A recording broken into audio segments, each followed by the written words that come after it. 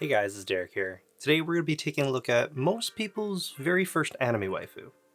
The beautiful Lacus Clyne from Freeing. Or is it Mega House?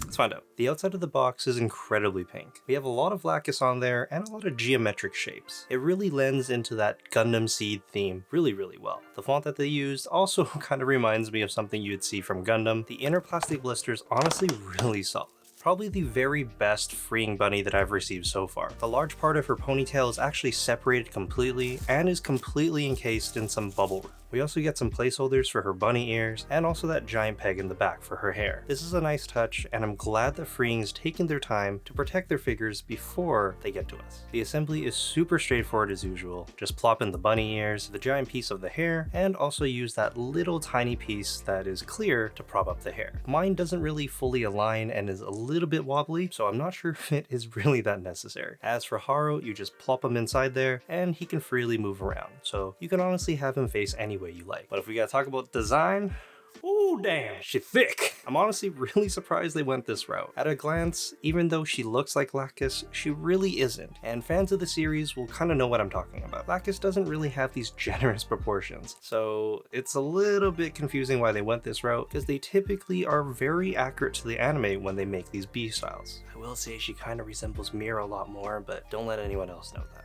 It's a secret. I'm still incredibly impressed with the design of this figure. You get a lot of elements from Gundam Seed directly injected in here, and that's a huge plus. They really gotta do this more. She actually has her arm warmers directly pulled from Gundam Seed, and it's a very welcome touch. We also get a bit of purple lining the bottom side of the bunny outfit, and you of course get some nice gold trim everywhere else. She's still sporting her golden hairpin from Gundam Seed, but you also see the ribbon from Gundam Seed Destiny for when she ties up her hair into a ponytail. Maybe this version of Lacus is kind of after Gundam Seed Destiny and has grown up a little bit.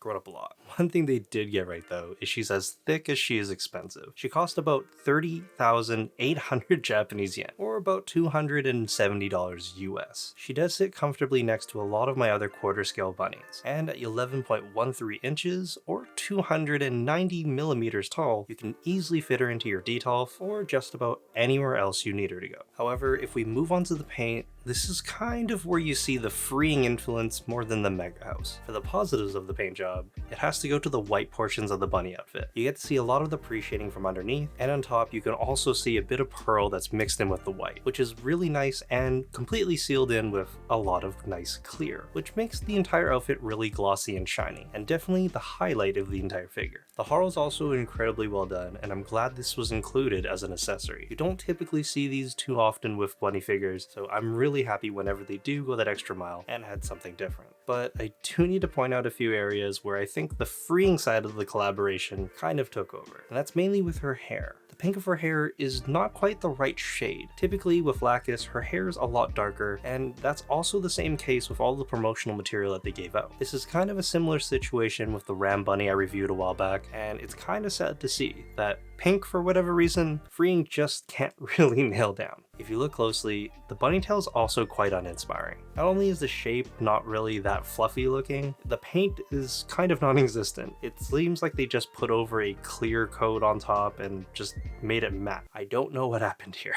However, that's not even the worst part about the paint job. Mine actually has a human hair embedded in it, right in between the gloss and the white. So you can clearly see it because the hair is black. It's not the largest piece of hair, it's kind of short, but just knowing that there's another human's hair on my figure permanently kind of bothers me. And yeah, I don't know if this has ever really happened before. I've a ton of figures at this point, and I've seen a lot of other paint defects, but this is honestly a first. And because of that, I've actually contacted Amiyami, where I bought it from, and they're willing to help me do a swap in exchange. So thank you to them, because I don't want to live with someone else's human hair here. It's kind of weird.